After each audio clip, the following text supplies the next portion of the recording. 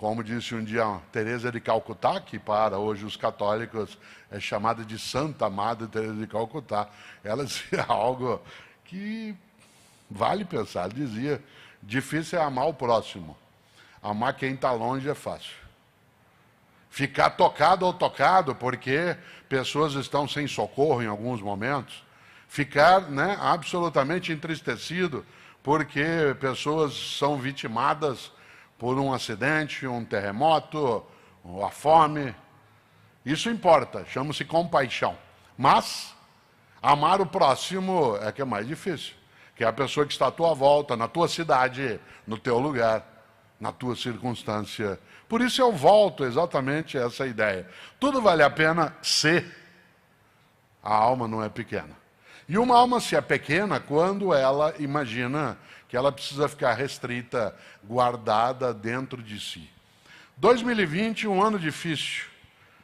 Várias pessoas que nós conhecíamos e que admiramos e admirávamos, elas partiram. Algumas delas o foram por conta do vírus e outras não.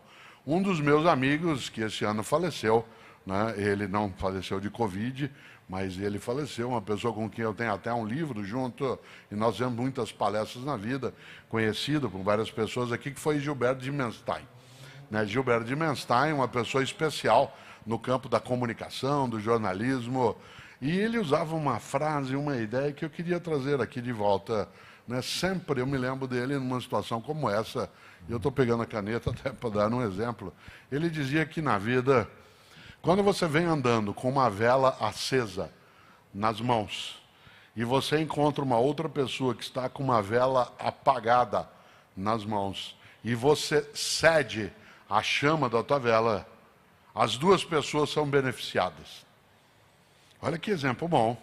Quando você vem andando, você está com uma vela acesa, e a outra pessoa com uma vela apagada, você empresta, entre aspas, a chama da tua vela, e você nada perde. Quando você cede a chama da vela que está contigo, ambos ficam mais iluminados.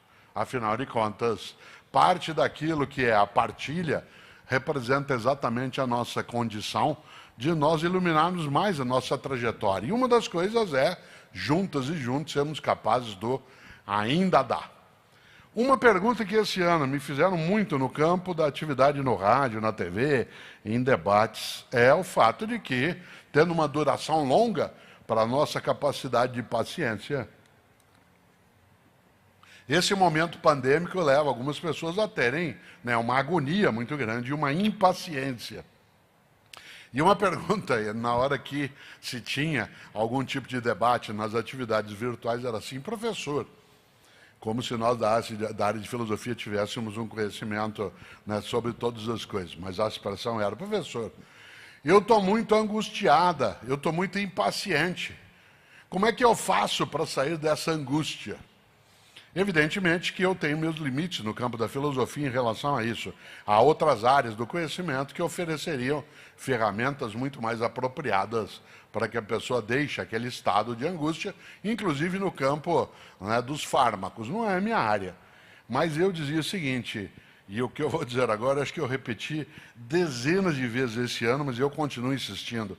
Eu dizia e digo ainda: a única saída para que a gente persista, vá buscar e, acima de tudo, não perca a vitalidade que a esperança carrega, é lembrar da frase estupenda de um filósofo norte-americano do início do século XIX, um homem chamado Ralph Waldo Emerson.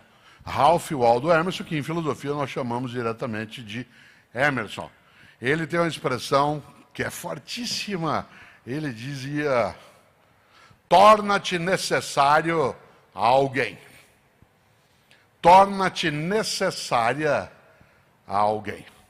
A única maneira de você e eu não sentirmos nossa vida perder tempo, esvair-se, ser inútil, banal ou autocentrada de modo exclusivo é tornar-se necessária, tornar-se necessário a alguém.